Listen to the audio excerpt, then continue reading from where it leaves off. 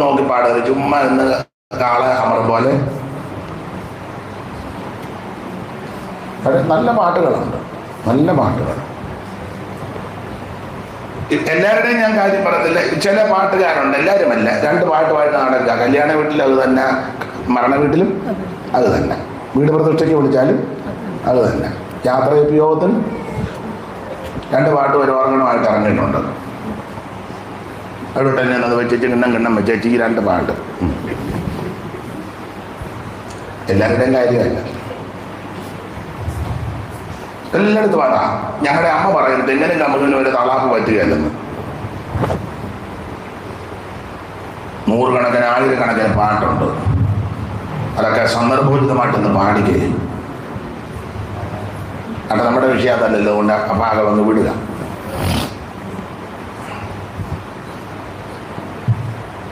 അപ്പോൾ ഇവിടെ ഗാദോ കവർച്ചപ്പടെ അവനെ ഗുസ്തി സഭയ്ക്കകത്ത് വന്ന് ഗുസ്തി ഉണ്ടാക്കുന്ന ആൾക്കാരുണ്ട്. എന്നും പ്രശ്നമാണ്. എന്നോടൊരു പാസ്റ്റർ പറഞ്ഞു, ബാബുകുട്ടി പറഞ്ഞു, ശനിയാഴ്ച ആകുമ്പോൾ ഇതിലേ കൂടെ തീയാണ്. ഞാൻ ചോദിച്ചു ആത്മാവിലാണ്. അല്ലല്ല, ഞായറാഴ്ചത്തെ വിഷയം കൊടുക്കുമ്പോൾ, കാരണം എല്ലാം പ്രശ്നക്കാരായി വരുന്നത്. എന്തുവാ സംഭവിക്കുന്നത്? ഞായറാഴ്ച ഒരു 3 മണി കഴിയുമ്പോഴാണ്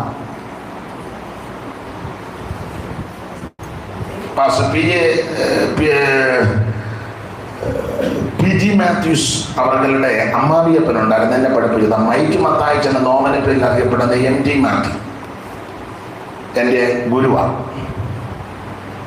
അദ്ദേഹം ബൈബിൾ ക്ലാസ്സിൽ പറയുമായിരുന്നു, 3-4 പേരുടെ മുന്നിൽ ചെന്ന് പെടരുത്.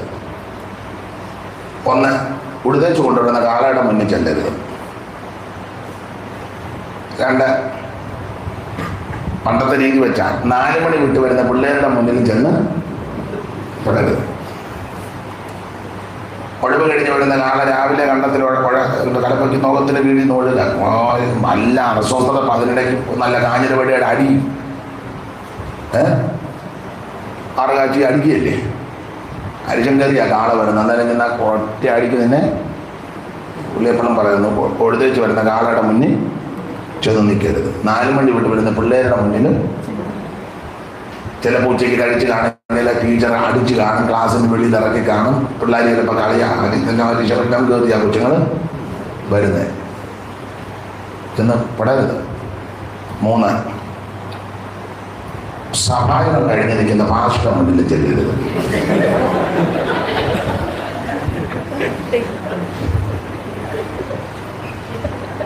ഇതെല്ലാം പ്രശ്നങ്ങളാണ് സഭയെ. പുള്ളി അതെല്ലാം ചേർത്ത് വെച്ച് ഇങ്ങനെ നിൽക്കുക. അന്നേരം പക്ഷെ ഒരു വിഷയമുണ്ടെന്ന് പറഞ്ഞാൽ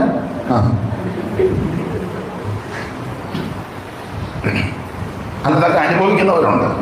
ഞാൻ പറഞ്ഞ കള്ളമാണ് വെച്ചാൽ എന്ത് പ്രശ്നങ്ങളാണ്. സാക്ഷിക്കകത്തൂടെ പാര് വെക്കും, പ്രാർത്ഥനയ്ക്കകത്തൂടെ തോർപ്പിട് വെക്കും. പാസ്റ്റർ സങ്കീർത്തനം വായിച്ച് ആ സങ്കീർത്തനം തന്നെ എടുത്ത് പ്രബോധിപ്പിക്കുന്ന അമ്മാമ്മയുണ്ട്. എനിക്കൊരു അമ്മാമ്മയെ അറിയാം. പാസ്റ്റർ സങ്കീർത്തനം വായിക്കുമ്പോൾ അമ്മാമ്മ വിരലെല്ലാം പുസ്തകത്തിനിടയിൽ കയറ്റുക. അതിനെന്ന് വെച്ചാൽ പാസ്റ്ററെ കടത്തി വെട്ടി അമ്മാമ്മയ്ക്ക് അറിയാമല്ലോ. അമ്മാമ്മേനെ പുള്ളിക്കറിയാം. നിങ്ങൾ ഉള്ളപ്പോഴും ഉണ്ടായിരുന്നില്ലയോ? ഉണ്ടായിരുന്നു. പറയണ്ട എവിടെ ആണെന്ന് ദൈവത്തിനകത്ത് പറയരുത്. അദ്ദേഹത്തിൻ്റെ ഭാഗമൊന്നൊക്കെ അങ്ങനെയുള്ള ആൾക്കാർ. അപ്പൊ ശ്രദ്ധിക്കുക, ഗുസ്തി പിടിക്കുന്ന ആൾക്കാരുണ്ട്. സഭയ്ക്കകത്ത് വരുന്നത് ഗുസ്തിക്കല്ല, ദൈവത്തെ ആരാധിക്കാനാണ്. വിവാദത്തിന് കനകത്തിനും ഒന്നുമല്ല, കടിച്ചു തിന്നാനൊന്നുമല്ല. മനുഷ്യനെ തിന്നുന്നവരായിരിക്കരുത്. നമ്മുടെ മുഖാന്തരം മറ്റുള്ളവർക്ക് അനുഗ്രഹമാണ്. അങ്ങനെയുള്ള ഓരോ ടൈപ്പ് അഗാധോ കവർച്ചപ്പെടേവനെ ഞെരുക്കും. അടുത്തത് ഇനി 20-ാം വാക്യമല്ലേ മോനെ? ആശയനോ അവന്റെ ആഹാരം പുഷ്ടിയുള്ളത്, അവൻ രാജകീയ സ്വാദുഭാഷണം നൽകും. പുള്ളി അങ്ങനെ എല്ലാം ക്വാളിറ്റിയുള്ള കാര്യങ്ങളെ പുള്ളി അങ്ങനെയുള്ള ആൾക്കാരാണ്. എല്ലാ വീട്ടിലും പ്രാർത്ഥനയ്ക്ക് പോകില്ല, എല്ലായിടത്തും പോയി ഇരിക്കത്തൊന്നും ഇല്ല, എല്ലാ ഭക്ഷണമൊന്നും ചെല്ലപ്പെടത്തില്ല. ഞങ്ങളുടെ പപ്പ മട്ടനെ യൂസ് ചെയ്യുള്ളൂ. കുട്ടൻ ചുട്ട് തിന്നവനെ 2 വട്ടം അമേരിക്ക പോയപ്പോൾ ഇപ്പം മട്ടനെ പിന്നെ ഉണക്കക്കുട്ടൻ അടുപ്പയിലിട്ട് ചുട്ട് അത് ഒരു കമ്പനി ഇങ്ങോട്ട് പോയിട്ട് തല്ലി ചണ്ടം മുറിയാൻ കപ്പയും പുഴുങ്ങിയതുമായിട്ട് ആ അടുപ്പം കൂട്ടി തന്നെ നിന്ന് കൂട്ടാനും കപ്പയും ഒളിച്ചു നിന്നവൻ അമേരിക്കയിൽ പോയി ചില പുത്തമ്മണം കണ്ടപ്പോൾ ഇപ്പൊ അവൻ മട്ടനെ ജനസനെ ഞാൻ പറയുന്ന കാര്യം മനസ്സിലാകുന്നുണ്ടോ? ആർക്കും മനസ്സിലായില്ല, മനസ്സിലായി. ഡാഡി എന്നും കിടക്കാൻ നേരത്ത് ഒരു പൂവമ്പഴവും പാലും ഇവ കഞ്ഞിവെള്ളം പോലും കുടിക്കാതെ ഗതിയില്ലാതെ കിടന്നവനാ. അല്ല, ചിലർക്ക് അഹങ്കാരമുണ്ട്. പാലുണ്ടേ കുടിച്ചോ, അതിന് ഞാൻ എതിരല്ല. അഹങ്കാരികളുണ്ട്, അഹങ്കാരികൾ. എവിടെ പോന്നു? അവൻ പമ്മിൽ പോകുന്നു. അമ്മച്ചിയുടെ അടുത്ത് ഇരുന്നു. അവൻ എനിക്ക് വന്ന ചെറിയ മയക്കം വരുന്നുണ്ടെന്ന് തോന്നുന്നു. നീ പോകുന്നുണ്ടോ? അവ ശ്രദ്ധിക്കുക. അങ്ങനെയുള്ള ആൾക്കാരുണ്ട്. എല്ലായിടത്തും വന്നവര് വിശ്രമിക്കത്തില്ല. ഈ ശാരീരിക ബുദ്ധിമുട്ടും പ്രയാസവും ഉള്ളവരുണ്ട്. അവരുടെ കാര്യം അല്ലിപ്പറാണ് നിർബന്ധബുദ്ധിക്കാൻ. ചിലരെയൊക്കെ കൺവെൻഷന് വിളിച്ചാൽ, ഒരു യോഗത്തിന് വിളിച്ചാൽ വിളിക്കുന്നവരെ കിടന്ന് കുഴയ്ക്കുക. പുള്ളി എല്ലാ ഭക്ഷണവും ഓടുക, പരകം വായിക്കുക. മനുഷ്യനെ ഉപദ്രവിക്കരുത്. ഒരു രാജ്യത്ത് ചെന്നപ്പോൾ വേറൊരാളെ പറ്റി എന്നോട് പറഞ്ഞു, അത്ര ചിട്ടയെന്ന് ഇഷ്ടമുള്ള പുള്ളിയാണ്, എന്തിനാ ഇങ്ങോട്ട് വന്നത്? അവിടെ ഞാൻ ഇരുന്നാൽ പോരായിരുന്നു. ന്യായമല്ലേ? ഇതുപോലെ ചിട്ടയും ഉള്ള ആൾക്കാരാണ് നാട്ടിൽ ഇരുന്നാൽ പോരെ, ഇങ്ങോട്ട് ന്യായമാണ്. പൗലോസ് പറഞ്ഞൊരു പദമുണ്ട്, എല്ലാം ശീലിച്ചിരിക്കണം. ചില ഭക്ഷണം ചിലർക്ക് കഴിക്കാനൊക്കത്തില്ല, അലർജി, അവരുടെ കാര്യമല്ലേ പറഞ്ഞു. ചില മെഡിസിൻ എടുക്കുന്നവർക്ക് ചിലത് ഒക്കത്തില്ല. അതൊക്കെ നമുക്ക് ന്യായം അറിയാമല്ലോ. ഒരു കുഴപ്പമില്ലാത്ത നീ അങ്ങനെ നിർബന്ധ ബുദ്ധി പിടിക്കരുത്. എല്ലാം 3:10 മുതൽ വായിച്ചതിനനുസരിച്ച് ഫിലിപ്പിയ ലേഖനം 3:10 നമുക്ക് അറിവുള്ള വാക്യം എങ്കിലും ഒന്ന് വായിച്ചു. ഫിലിപ്പിയ ലേഖനം 3:10 മുതൽ മോനെടുത്തോ, വായിച്ചേ. അല്ല, ഞാൻ ഇവിടെ പുള്ളിയെ കൊണ്ടൊന്ന് വായിപ്പിക്കട്ടെ. പുള്ളി വായിക്കാൻ ഒരുങ്ങിയല്ല. അവരുടെ അവസാന നാശം. ആരുടെ? അത് തീത്തോസ് ആയിരിക്കും വായിച്ചത്.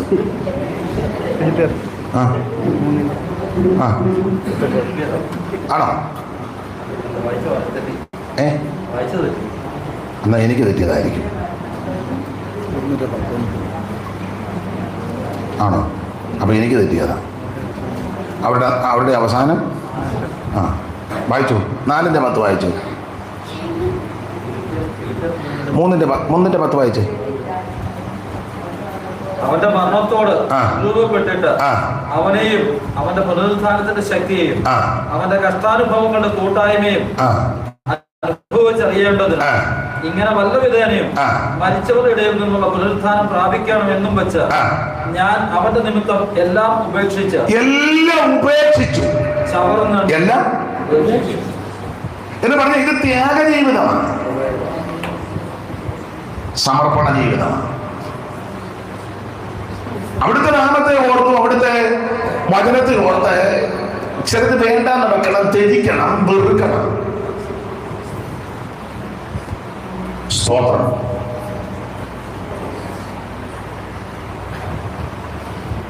നാലാം അധ്യായത്തിലാണോ ഒരു വാക്യമുണ്ടല്ലോ, എല്ലാം ശീലിച്ചെന്ന്. 4:10 മുതലൊന്ന് വായിച്ചേ. ഈ മോനെ ആഗ്രഹത്തോടെ വായിച്ചതല്ലേ, ഒന്ന് വായിച്ചേ മോനെ. 4:10 മുതലൊന്ന് വായിച്ചേ. നിങ്ങൾ പിന്നെയും എനിക്ക് വേണ്ടി വിചാരിപ്പാൻ തുടങ്ങിയാൽ ഞാൻ കർത്താവിൽ വളരെ സന്തോഷിച്ചു. മുമ്പേ തന്നെ നിങ്ങൾക്ക് വിചാരമുണ്ടായി, അവസരം വായിച്ചു, എങ്കിലും അവസരം കിട്ടിയില്ല. ബുദ്ധിമുട്ട് നിമിത്തമല്ല ഞാനിത് പറയുന്നത്. ഉള്ള അവസ്ഥയിൽ അലംഭാവത്തോടിരിപ്പാൻ ഞാൻ പഠിച്ചിട്ടുണ്ട്. ആഴ്ചയിലിരിപ്പാനും സമൃദ്ധിയിലിരിപ്പാനും എനിക്കറിയാം. പിന്നെ വിശന്നിരിപ്പാനും അനുഭവിപ്പാനും എല്ലാം ഞാൻ അത് കാണാം. വിശേഷിച്ച് സുവിശേഷ വേലക്കാര് ദൈവമക്കളെല്ലാം ഇത് ശീലിച്ചിരിക്കണം. ചില വീട്ടിൽ ചെല്ലുമ്പോൾ അവിടെ കസേര കണ്ടെന്ന് വരികയല്ല. അന്നേരം മേലവസ്ഥയായിട്ട് മുറ്റത്ത് നിൽക്കരുത്, കസേര കൊണ്ടുവരാതെ ഞാൻ ഇല്ല ഞാൻ വീട്ടിൽ പോവുക, നിനക്കവിടെ ഒപ്പിക്കരുത്. ചിലപ്പോൾ അവിടെ കസേര കാണുകയല്ല, ഉള്ള ബുദ്ധിമുട്ടൊക്കെ കാണും, എന്നാലും ഉള്ള സാഹചര്യത്തിൽ നമ്മൾ തഴപ്പ നല്ലതാണ്. പ്ലാസ്റ്റിക്കിനെക്കാളും നല്ല തഴപ്പായല്ലേ. പിന്നെ എല്ലാത്തിനും തന്നെ വാദമാണല്ലോ, ഇരുമ്പ് കാണുമ്പോൾ അറിയാം. എല്ലാം ശീലിച്ചിരിക്കണം. ഞാൻ ബ്രൂ കോഫിയെ യൂസ് ചെയ്യുള്ളൂ. പിന്നെ കാപ്പിക്കുരിന്റെ തൊണ്ട് വറുത്ത് കുടിച്ചവനാ. കാപ്പിക്കുരി വിറ്റേച്ച് തൊണ്ട്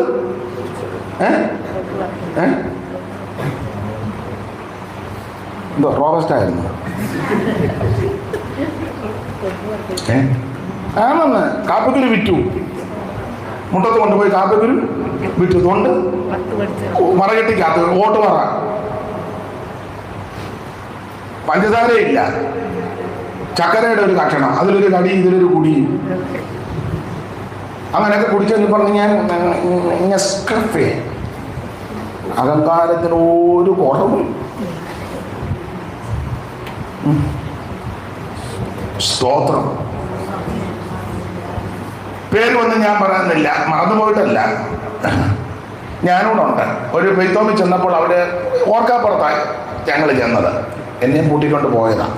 വേറൊരു സഹോദരനും കൊണ്ട് ഞങ്ങൾ 3 പേര്. അപ്പൊ കൊണ്ടുപോയ ദൈവനാശം അദ്ദേഹം ഞങ്ങളെയും കൂടെ, ഞാൻ പറഞ്ഞു ഉച്ച സമയത്ത് പോകണ്ട, അവർക്ക് അന്നേരത്തെ സാഹചര്യത്തിൽ പോയേ നോക്കൂ. ഞാനും ചെന്നു.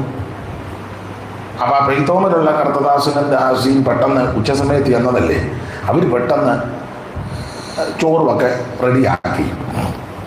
ഓർക്കാപ്പുറത്ത് ചെന്നപ്പോൾ അധികം കൂട്ടാനൊന്നുമില്ല. ഈ സ്നേഹം ഒരു കൂട്ടാനാണല്ലോ, ഇല്ലേ? വരുവിന് വിട മധുരമുള്ള പലകാരമുണ്ട്, അതൊരുമയോടെ വാങ്ങി തിന്നാൽ പരമവായുണ്ട്. കേട്ടില്ലേ? കേൾക്കാതിരിക്കുന്ന നല്ലത്. കേട്ടിട്ടും വലിയ ഗുണമൊന്നും വരുന്നില്ലല്ലോ. അപ്പൊ അവര് പെട്ടെന്ന് ഭക്ഷണം അവരുടെ സാഹചര്യത്തിൽ തന്നു. ഇപ്പോഴും ഞാൻ ഇന്നത്തെ പോലെ ഓർക്കുന്നു, ഉണക്കക്കുറിച്ചി പെട്ടെന്ന് ഉണ്ടായിരുന്നു, അത് മാത്രം. അപ്പൊ ഈ കൂടെ വന്നപ്പോ അഹങ്കാരമാണ്. ഈ വന്ന കാലത്ത് ആരാ ഇതൊക്കെ? ആ തള്ള മര്യാദക്കാര് തള്ളയല്ലേ. പിന്നെ മുളക് ചാറെടുത്ത് കണ്ണു തൂക്കണ്ട. താൻ വിളിക്കാനും പറയാതെ ഉച്ചയ്ക്ക് 2 പേരുമായിട്ട് കയറി വന്നപ്പോൾ ഇത് തന്നപ്പോൾ തനിക്ക് തിന്നെ അതാ പറയേണ്ടത് ഇങ്ങനെ. ആട്ടെൻ്റെ സഹോദരി പെട്ടെന്ന് ഇത് ഒരുക്കി തന്നതിന് സ്തോത്രം, നന്ദി, ഇതല്ലേ പറയണ്ടേ? ഓർക്കാപ്പുറത്ത് 2 പേരുമായിട്ട് ചെല്ലുമ്പോൾ അവർ പെട്ടെന്ന് തന്നതിന് നന്ദി, ദൈവത്തിന് നന്ദി പറയണം. അവർക്ക് അടുത്ത പാടെ പറയും, ഈ വന്ന കാലത്ത് ആരാ ഉണക്കം? അയാൾ കഴിച്ചില്ല, ഞാൻ കഴിച്ചു. അങ്ങനത്തെ അഹങ്കാരികളുമുണ്ട്. എല്ലാം ശീലിച്ചിരിക്കുന്നതാണ്. എല്ലാം താഴ്ചയിലിരിക്കാനും സമൃദ്ധിയിലിരിക്കാനും വിശന്നിരിക്കാനും ചിലപ്പോൾ രോഗം കഴിയുമ്പോൾ അല്പം താമസിച്ചായിരിക്കും ഭക്ഷണം കിട്ടുന്നത്. അത് സന്തോഷത്തോടെ സ്വീകരിക്കണം, വേണ്ടേ? ഞാൻ സൂക്ഷം 12 മണിക്ക്, പിന്നെ ഞങ്ങളുടെ പപ്പ കൃത്യം 1 മണിക്ക്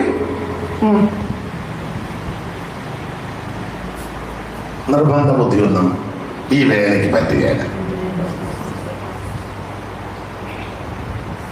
നമ്മൾ ചെല്ലുന്നിടത്ത് അവരുടെ സാഹചര്യത്തിൽ തരുന്നത് സന്തോഷത്തോടെ സ്വീകരിക്കണം. ദൈവത്തോടും തരുന്നവരോടും നന്ദി ഉണ്ടായിരിക്കണം. എല്ലാം ശീലിച്ചിരിക്കുന്ന അങ്ങനെ എല്ലാം സ്തോത്രം. ലോകത്തെ പരിത്യജിക്കണം, ദോഷം വിട്ടകന്ന് നീങ്ങണം. ലോകത്തെ പരിത്യജിക്കണം, ദോഷം വിട്ടകന്ന് നീങ്ങണം. അന്ധകാര ശക്തിയോടെ തീർത്തുന്ന ജയിക്കണം. അന്തരംഗമാത്മശക്തിയാൽ വിശുദ്ധമാകണം. അന്ത്യകാലം വന്നെടുത്തു അന്ത്യദൂത് കേൾക്കുന്നിതാ. അന്ത്യകാലം വന്നെടുത്ത് അന്ത്യദൂത് കേൾക്കുന്നിതാ. കൊടിയുയർത്തുവിൻ, ജയത്തിൻ കൊടിയുയർത്തുവിൻ.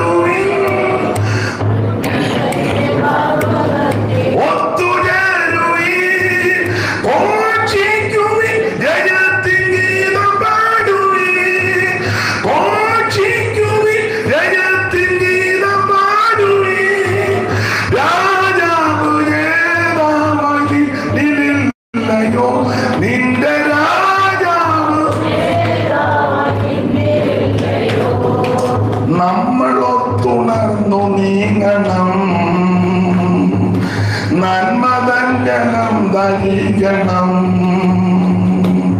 നമ്മളൊത്തുണർന്നു നീങ്ങണം,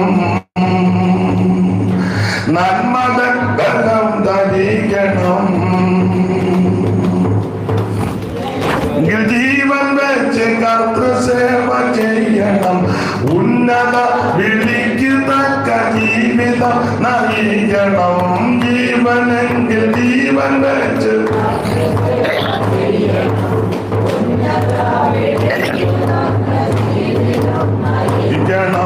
പർവ്വതത്തിലെത്ര മോഹനം, സുവാർത്തയോടും ദൂതന്റെ പർവ്വതത്തിലെത്ര മോഹനം,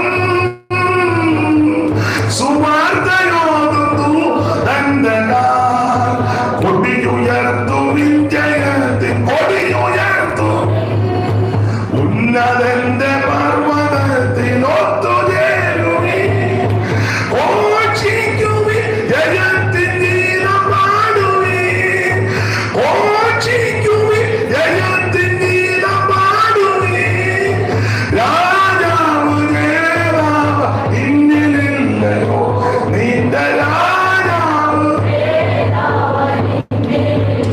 കരമുയർത്തി ദൈവത്തിന് മഹത്വം കൊടുക്കുക. ദൈവമക്കൾ എല്ലാം ശീലിക്കണം. വിശേഷിച്ച് കർത്താവിന്റെ വേലക്കാർ ഒരു സ്വാമി എല്ലാം ശീലിച്ചെന്ന എല്ലാം ശീലിച്ചു. അങ്ങനെ എല്ലാം ശീലിക്കുന്നവർക്ക് ശ്രേഷ്ഠകരമായൊരു ശുശ്രൂഷ ചെയ്യാൻ കഴിയും. ദൈവത്തെ ഉപയോഗിക്കും ഏത് സാഹചര്യത്തിൽ. നമുക്ക് ആ വിഷയം വിട്ടേക്കാം.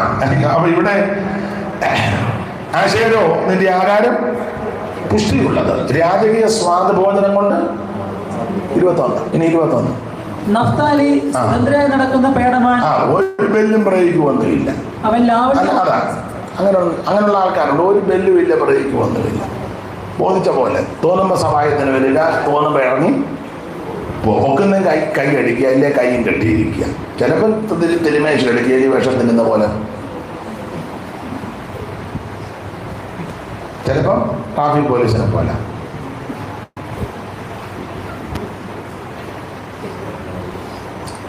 ഇഷ്ടം പോലെ നടക്കും, ബോധിച്ച പോലെ നടക്കും. അങ്ങനെയുള്ള ആൾക്കാരൊക്കെ ഓരോ ടൈപ്പാണ്. ഇനി 22. യോസേഫ് ഫലപ്രദമായ ഒരു വൃക്ഷം. 27. ബെന്യാമീൻ കടിച്ചു കയറുന്ന ചെന്നായി. മര്യാദയോട് മാന്യമായിട്ടൊന്നും ഇടപെട്ടില്ല ജനരോട്. സ്തോത്രം. കടിച്ചു കയറുക. ഞാനൊരിക്കലെ ടൗണിൽ നിൽക്കുമ്പോൾ എനിക്ക് വേണ്ടപ്പെട്ടൊരു സ്നേഹിതം വന്നു. രാത്രി ഒരു ശുശ്രൂഷ കഴിഞ്ഞ് ഞാൻ വന്നതാ തിരിച്ച് വീട്ടിലോട്ട് പോകാൻ. ഓട്ടോ വിളിക്കാനായിട്ട് വന്നപ്പം ഇദ്ദേഹം വന്നു, എതിർച്ചയാണ്. എവിടെ പോയി? ഞാൻ പറഞ്ഞൊരു മീറ്റിംഗ് കഴിഞ്ഞ് വരിക, താമസിക്കുന്നുണ്ടല്ലോ. ഇന്ന് അങ്ങോട്ട് പോകണ്ട, എൻ്റെ കൂടെ വാ. അന്ന് വിവാഹം കഴിച്ചിട്ടില്ല, നിർബന്ധിച്ചു വാ, ഭാര്യയുടെ വീട്ടിലോട്ട് പോവുക, ഞാനിവിടെ ചെല്ലാൻ. ഞാൻ പറഞ്ഞ ആ സമയത്ത് നമ്മൾ ചെല്ലുമ്പോൾ അവർക്ക് ഇല്ലല്ലേ എൻ്റെ ഭാര്യയുടെ വീടാണ് പറഞ്ഞു, അവളവിടെ ഉണ്ട്, വാ, കിടക്കാൻ സൗകര്യമൊക്കെ ഉണ്ട്, ഭക്ഷണമുണ്ട്, വാ. നിർബന്ധിച്ചു. അവിടെ നല്ലൊരു ഓട്ടോ പിടിച്ച് പോയി. അവിടെ ചെന്നപ്പോൾ അമ്മായിയമ്മ തള്ള വാതിലൊരു കസേര എനിക്ക് കസേര നിറയാനുണ്ട്. ഞാൻ പുറകില്ല, പുള്ളി ഫ്രണ്ടിൽ. കടിച്ചു കയറുന്ന ചെന്നായെന്ന് പറഞ്ഞുകൊണ്ടാണ് പുള്ളിയെ കൊണ്ട് ഞാൻ വെച്ചു. അമ്മച്ചി ഉറങ്ങിയില്ലല്ലേ? ഉറങ്ങിയെങ്കിൽ പിന്നെ ഇങ്ങനെ ഇരിക്കുമോ? ഞാൻ തൊട്ട് പോണം. ഞാൻ ദൈവമേ ഇത് പുലിമടയ്ക്കകത്താണല്ലേ എന്ന് ലോകം ചോദിച്ച അമ്മച്ചി ഉറങ്ങിയെങ്കിൽ ഇങ്ങനെ ഇരിക്കുമോ? ഓട്ടോ പോവുകയും ചെയ്തു.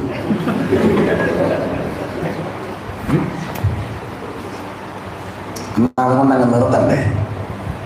അപ്പച്ചനെ വിടില്ലേ? അപ്പച്ചൻ പിന്നെ എവിടെ പോവാനാ? ഞാൻ പുറകെ നിൽക്കുക. രാത്രി 10:30 കഴിഞ്ഞു. ഒറ്റ വണ്ടി ആ ഏരിയയിലോട്ടില്ല. 10-25 കൊല്ലം മുമ്പിലത്തെ കാര്യമായി പറയാൻ. എന്ന് 2 പ്രാവശ്യം ചോദിച്ചപ്പോൾ ഈ പൊട്ടം നിർത്തണ്ടേ. പിന്നെ ചോദിക്കാം, രാജുവിൻ്റെ പണിയുണ്ട്, പിന്നെ പണിയില്ലാതാണോ? ഇവർ ചോദിക്കുന്നതിനെല്ലാം തറതല പറയും. എന്നാൽ ന്യായമായിട്ട് കയറി വന്നാട്ടെ, എനിക്ക് എന്നല്ലേ പറയട്ടെ, ഇതാരാ അതിനാ കയറി, അതല്ലേ എൻ്റെ മാര് പാതിരാത്രി. പിന്നീട് അറിഞ്ഞ ഇവർ തമ്മിൽ ഉടക്കായിരുന്നു. ഞാൻ എന്നാൽ എന്നെ വിളിച്ചോണ്ട് പോകാമോ? പിന്നെ ദൈവം എനിക്കൊരു കൃപ തന്നിട്ടുണ്ടെന്ന് എനിക്ക് അറിയാം. ഇങ്ങനെയുള്ള കേസ് വരുമ്പോൾ ഞാനതിൻ്റെ പരുവത്തിനത് കൈകാര്യം ചെയ്യും. അത് ദൈവം എനിക്ക് തന്നിരിക്കുന്ന കൃപയാണ്. പിന്നെ ഞാൻ പുറകിൽ നിന്ന് ഞാൻ മുന്നിൽ കയറി ഒരു ചിരിയൊക്കെ ചിരിച്ചു. അതിൻ്റെ മട്ടമൊക്കെ എനിക്കറിയാം. നല്ല അതോടെ ഒന്ന് ഒതുങ്ങി. പുള്ളിയെ ഞാൻ കണ്ടുകൊണ്ട് കാണിച്ച് അകത്തോട്ട് പെമ്പളെ അകത്തോണ്ട് അങ്ങോട്ട് പൊക്കോളാൻ പറഞ്ഞ് ഞാൻ എൻ്റെ കസേരയിട്ട് അമ്മയൊക്കെ ഇരുന്നു. വളരെ സൗമ്യമായിട്ട് തള്ള ശാന്തമായില്ല. തള്ള രാത്രി തല്ലു. അത്ര തള്ളയാണ് ഒരു തല്ലു. അയ്യോ തല്ലുന്നള്ളയാ. ഞാനൊരിക്കൽ ചോദിച്ചു, അമ്മച്ചി മരുമക്കളെ തല്ലിയിട്ടുണ്ടെന്ന് കേട്ടു. എല്ലാത്തിനും ഞാൻ അടിച്ചിട്ടുണ്ടെന്ന്. അപ്പം ഞാൻ ചോദിച്ചു, മൂത്ത മരുമകൻ്റെ പേര് മഞ്ചിഞ്ഞാൽ പിന്നെ അവനെ കാലുമടക്കി അടിച്ച് ഞാൻ തോട്ടി കളഞ്ഞ് കയറി വന്നപ്പോൾ ഇഷ്ടേക്ക് അടിച്ച് താത്തുന്നു. അങ്ങനത്തെ തള്ളയാണ്. ഇതെനിക്ക് നേരത്തെ അറിയാം. 95 വയസ്സിൽ ഞാൻ ചെന്നപ്പം നല്ല ആരോഗ്യവതി ഇപ്പോഴും ഉണ്ട്. അപ്പം ഞാൻ ചോദിച്ചു, അമ്മച്ചി ആഹാരമൊക്കെ വേണം. മോള് പറഞ്ഞു ഇപ്പോഴും 3 കുറ്റി പുട്ട് കഴിക്കുമെന്ന്. നല്ല ആരോഗ്യമുണ്ട് കേട്ടോ. ഈയിടെ ഞാൻ പോയി കണ്ടു. ഇപ്പം എൻ്റെ 170 വയസ്സുണ്ട്. അന്നേരം പറഞ്ഞു എൻ്റെ ഇടയ്ക്ക് ആവശ്യമെത്തുമ്പോൾ ഞാൻ പുറം കൈക്ക് അടിക്കുമെന്ന്. ഈ 101 പറയുക അത്ര തള്ളയാ. അതിനകത്ത് ചെന്നല്ലേ ഞാൻ പിന്നെ തള്ളയ പരുവത്തിന്. അല്ല ചിലരെ കടിച്ചിട്ടുണ്ട് അതിനെ പോലെ. സഭയ്ക്കകത്തുമുണ്ട് അങ്ങനെ ആൾക്കാർ. നാട്ടിൽ പറയുമല്ലോ, എരുതിക്കാത്ത എണ്ണ പോലും ഒഴിക്കരുത്.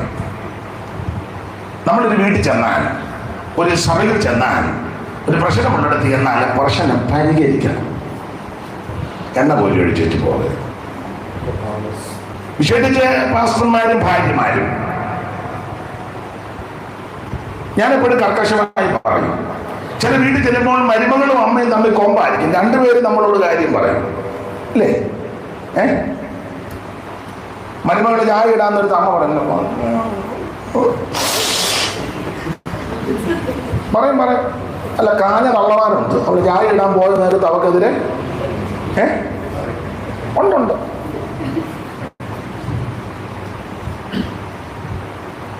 അവള് ചായ ഇട്ടുകൊണ്ട് വരുമ്പോൾ തള്ള അവിടെ നിന്ന് മാറും. പക്ഷേ ഞാനിപ്പം വരുന്നു. എന്നാലും മരുമകള്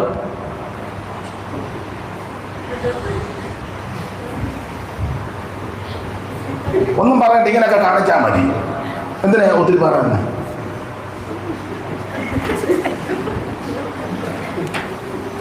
നാളെ ഒരു അവസരത്തിൽ ഞാൻ വല്ലതും പറഞ്ഞോ പാസ്റ്റർ പറയും ഒന്നും പറഞ്ഞില്ല. സത്യമല്ലേ? അല്ലേ? സത്യമേ എന്തെങ്കിലും പറഞ്ഞോ?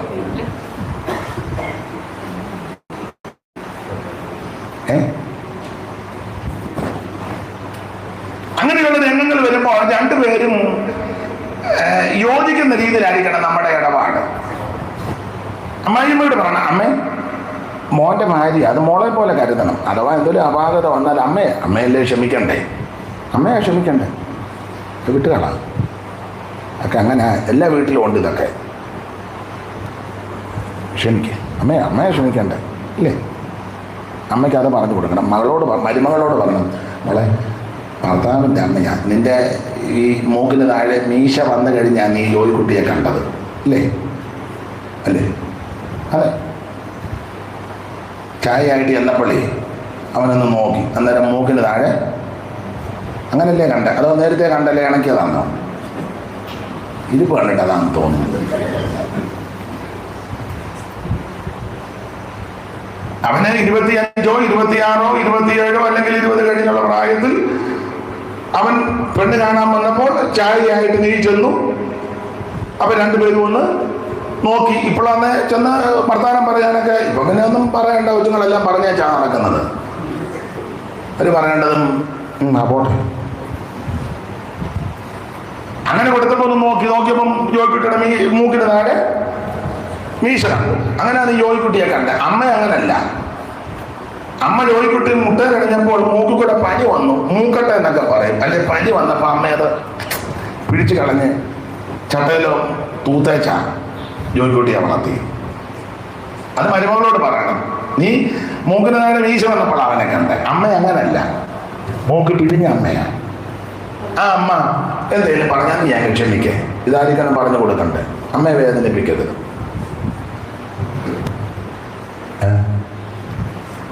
നിങ്ങൾ ന്യായമായ എന്തെങ്കിലും കാര്യം പറ, ന്യായം പറ, അങ്ങനല്ലേ? കഥ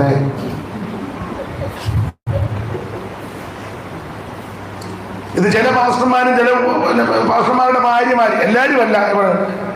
മോളി നീ ഒട്ടും വിട്ടു കൊടുക്കരുത്, തള്ളയെ വരച്ചവരെ ഇത്രയാണ്, നീ ഉമ്മ ഒന്നും വന്നതല്ലോ, നിന്റെ വീട്ടിൽ നിന്ന് കൊണ്ടുവന്ന അലമാരയില്ലേ അകത്തിപ്പോൾ ഇരിക്കുന്ന ഉരുളി നിങ്ങളുടെ അവിടെ നിന്ന് കൊണ്ടുവന്നല്ലേ? ആ ഇവനിപ്പം ഞെളിഞ്ഞു കിടക്കുന്ന കാറ് നിനക്ക് ശ്രീധരൻ തന്ന കൂട്ടത്തിൽ എന്തിനാടാ അവിടെ കാറ് മടിച്ച് ഞെളിഞ്ഞു കിടക്കുന്നത്? അവിടെ നിർത്താൻ പറഞ്ഞ ചവിട്ടും, പോകാൻ പറഞ്ഞ കാല് പോക്ക്. എന്തിനാ അങ്ങനെ കാല് പോക്കുന്നത്?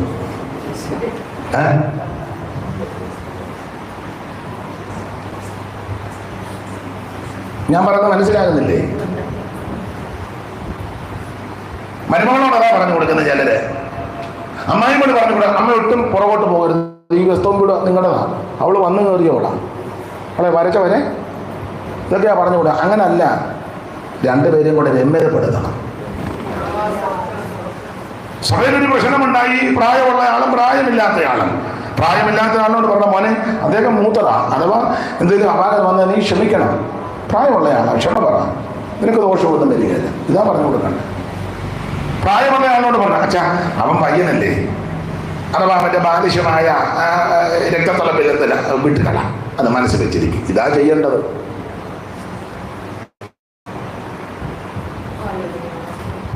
അതാ ഞാൻ പറഞ്ഞു, ഇത് നിരപ്പിന്റെ ശുശ്രൂഷയാണ്. അവിടുന്ന് ഇരുപക്ഷത്തെ ഒന്നാക്കി വേർപാടിൽ നടുത്തു ഇടിച്ചു. സ്തോത്രം.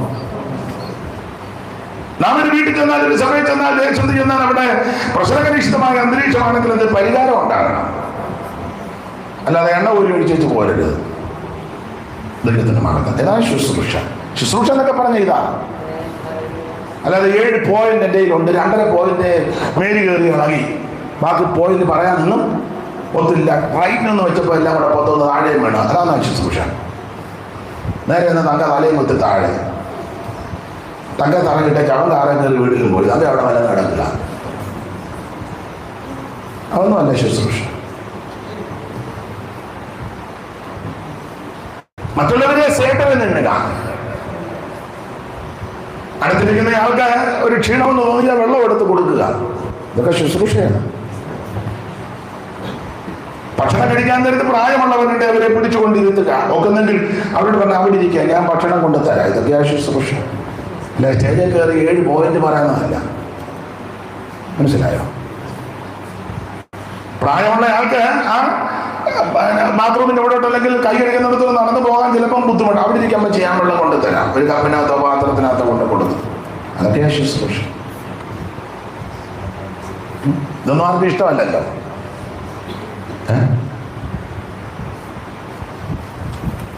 സ്റ്റേജിൽ നിന്ന് തകർക്കുന്നതല്ല. യേശോദ കാണിച്ചു കാല് കഴുകി, എല്ലാവരും കണ്ണുടച്ച് കാലിൽ നീട്ടിയിരിക്കുക, ആരും കഴുകുന്നില്ല.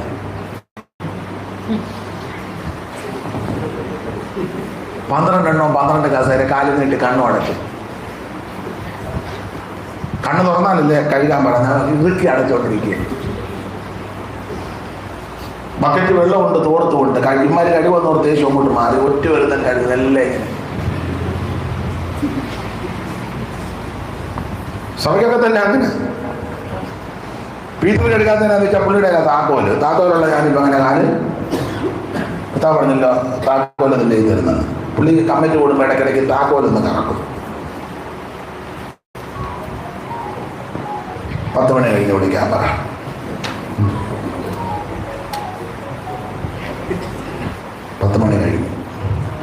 ഒരു മെനക്കേടുകാരനാണ് വന്നേക്കുന്നത്. അയാൾ ബോധമൊന്നും ഉള്ളവനല്ല. 10 വരെ എനിക്ക് എടുക്കും. തോണ്ടിട്ട് നോക്കുന്നില്ല. ഇനിയും വരും പോകണം.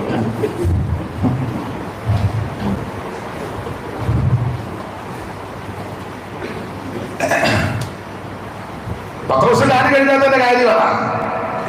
താക്കോല് പുള്ളിയുടെ ഇല്ല. 11 പേരുടെ കൈ താക്കോല് കൊടുത്തിട്ടില്ല. താക്കാനുള്ള ഞാൻ അങ്ങനെ കാല് കഴുകേണ്ട കാര്യമൊന്നും.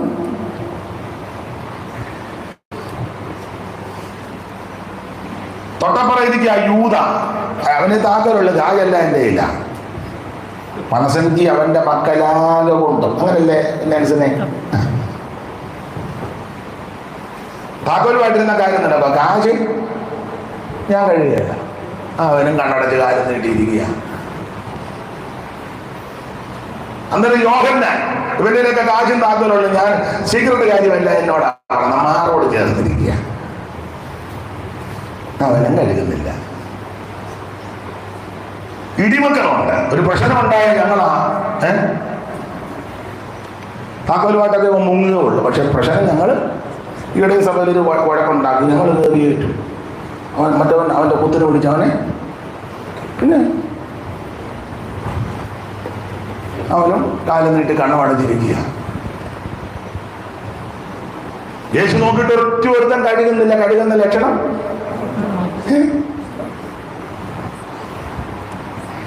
കർത്താവും ഗുരുവുമായവൻ വന്ന് പീറ്ററിന്റെ പാദത്തിലിരുന്ന് എന്റെ ഭാവനയാണ്.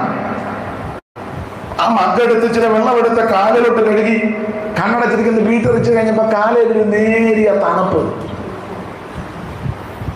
പീറ്റർ കൊടുത്ത് കാണാൻ അന്തർയോസ് കഴുകാനാ സാധ്യത. പീറ്റർ ഇങ്ങനെ പതുക്കെ കണ്ണു അന്തം വിട്ട് പോയി കർത്താവും ഗുരുവിരുന്ന് കഴുകുക.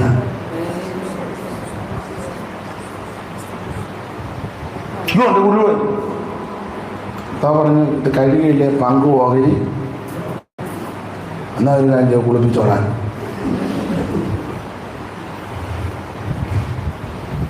ഇതല്ലേ നമ്മുടെ മനോഗതി.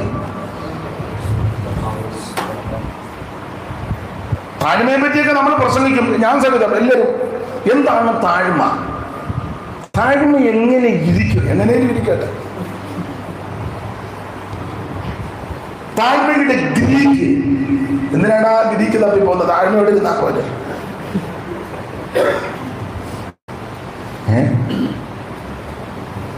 താഴ്ചയിൽ എന്നെ ഓർത്ത നിന്റെ സ്നേഹമേ സ്നേഹമേ.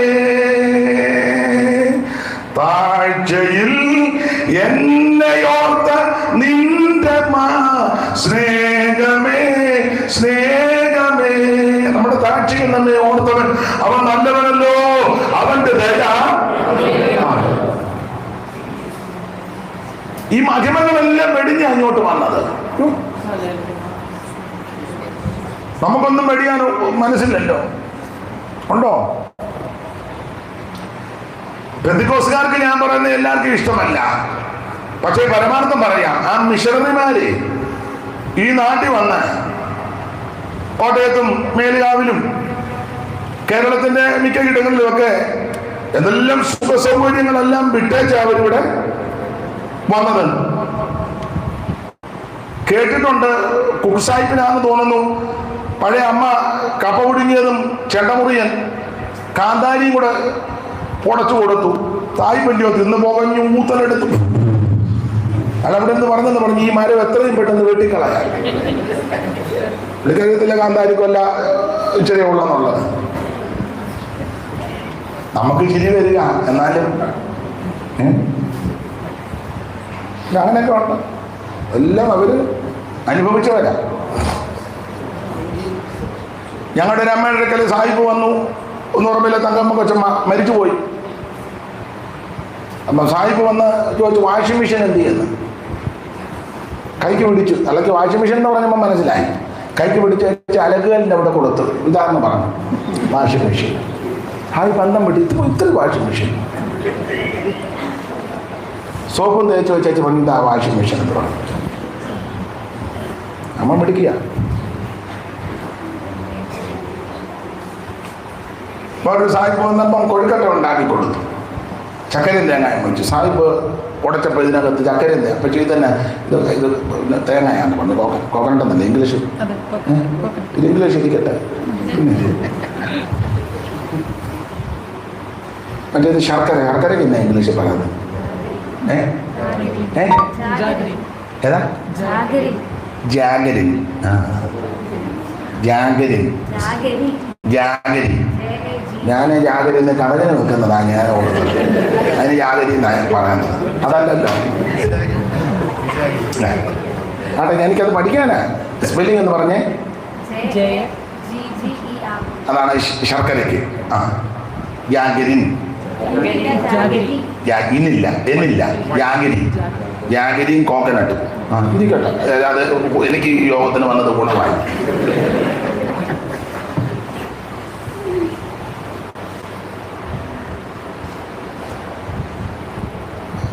എന്തോ പഠിക്കുക, അതോ ജോലിയാണോ, പഠിത്തമാണോ? ആ, നമ്മുടെ ആളാണോ?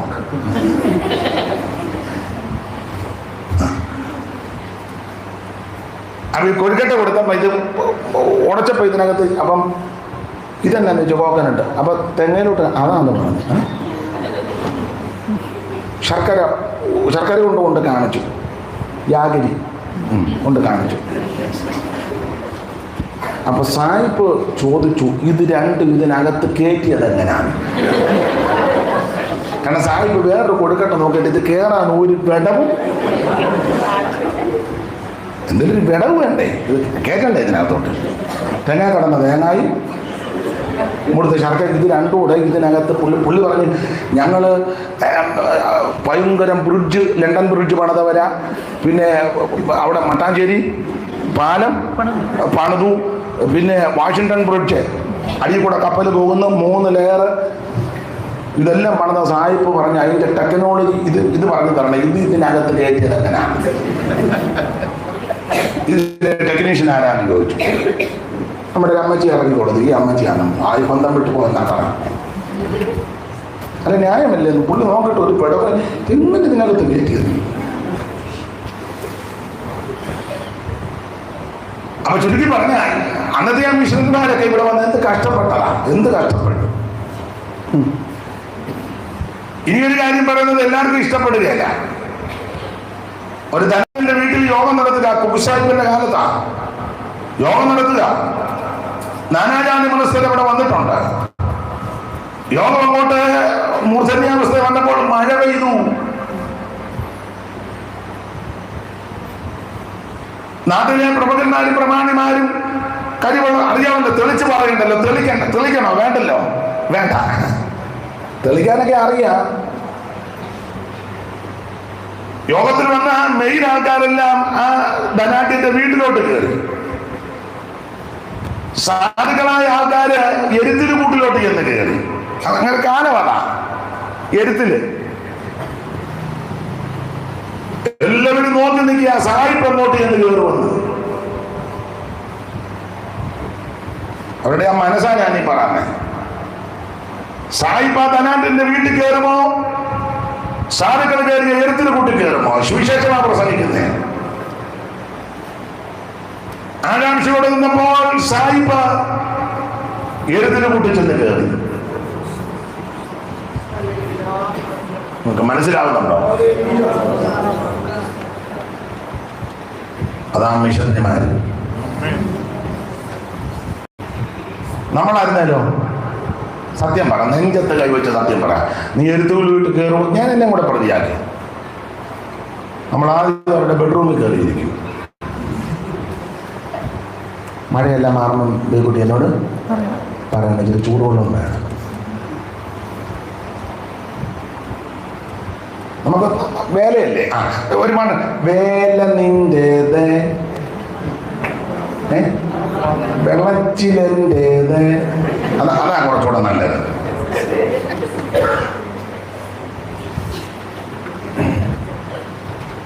വെള്ളച്ചിലാണല്ലോ. അങ്ങനെയുള്ള ആ മിഷണറി വൈദ്യന്മാരൊക്കെ ഇവിടെ വന്നത് എന്തെല്ലാം കാര്യങ്ങൾ അവർ ഉപേക്ഷിച്ച് എത്രയോ മിഷണറിമാർ ഈ മണ്ണിൽ അടക്കപ്പെട്ടു.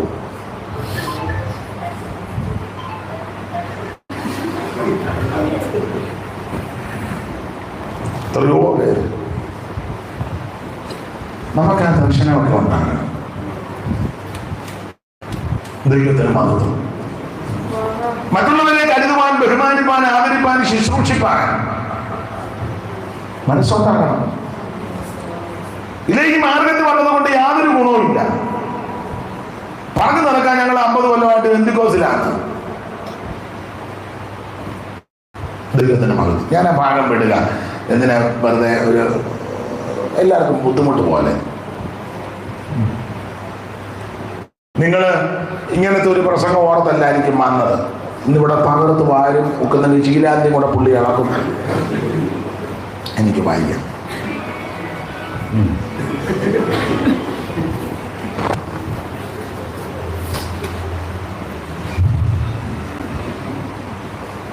ആണേ, യാക്കോബിന്റെ മരണം നല്ല മരണമാണ്. പിള്ളേരുടെ കാര്യമെല്ലാം പറഞ്ഞ് കാലെടുത്ത് കട്ടിലെ വെച്ചെന്ന 33-ാം വാക്യം വായിച്ച് നെൽസനെ. യാക്കോബ് തന്റെ പുത്രന്മാരോട് ആജ്ഞാപിച്ച് തീർന്ന ശേഷം പറയേണ്ടതെല്ലാം പറഞ്ഞു കേട്ടോ, ഒന്നും ബാക്കി വെച്ചില്ല, മുഴുവൻ പറഞ്ഞു. അവൻ കാൽ കട്ടിലിന്മേൽ എടുത്തു വെച്ച് പ്രാണനെ വിട്ട് തന്റെ ജനത്തോട് ചേർന്നു. എന്ത് നല്ല മരണമാണ്. അല്ല, കാല് തല്ലി ഒടിച്ചെന്ന് മറക്കുകയല്ലായിരുന്നു. കാല് ഓടിയിരിക്കുക. പിന്നെ നമ്മൾ ആരും കഥ കടച്ചേച്ച് ഒരുക്കുക, കാലിനോട് പിടിച്ച് ഒരുത്തം പറഞ്ഞ് ഒരു തോർത്ത് കൊണ്ടുവന്ന് കൊണ്ട് കെട്ടിവെക്കുക കുറച്ചു നേരം. വായെല്ലാം തുറന്നിരിക്കുക. ഒന്നാമത് പല്ലുന്തിയതാ. അതെല്ലാം പിന്നെ പിടിച്ച് ഇപ്പൊ പിന്നെ നേഴ്സുമാരൊക്കെ ഇത് സ്റ്റിച്ച് ചെയ്യും.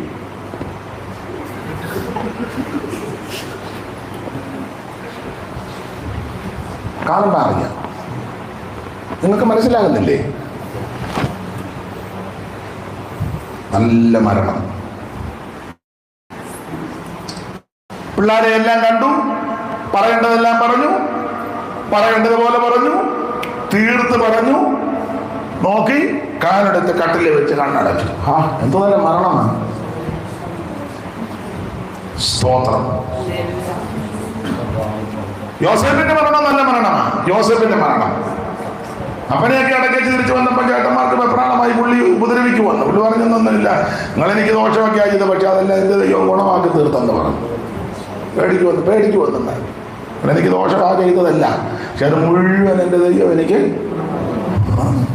പേടിക്കണ്ട, ഒന്നും ചെയ്ത്. പിന്നൊരു കാര്യമുണ്ട്, ഞാനിപ്പോൾ ചാകും, ദൈവം നിങ്ങളെ സന്ദർശിക്കും. പിന്നൊരു ഉപകാരം ചെയ്യണം. നിങ്ങൾ അങ്ങോട്ട് പോകുമ്പോൾ എൻ്റെ അസ്ഥിയും കൂടി ഇവിടുന്ന് അതൊരു ഗുണം ചെയ്തേരാം. കാരണം ഞാനിവിടെ ജീവിച്ചെങ്കിൽ ഇവിടുത്തുകാരനല്ല, അവിടുത്തുകാരൻ.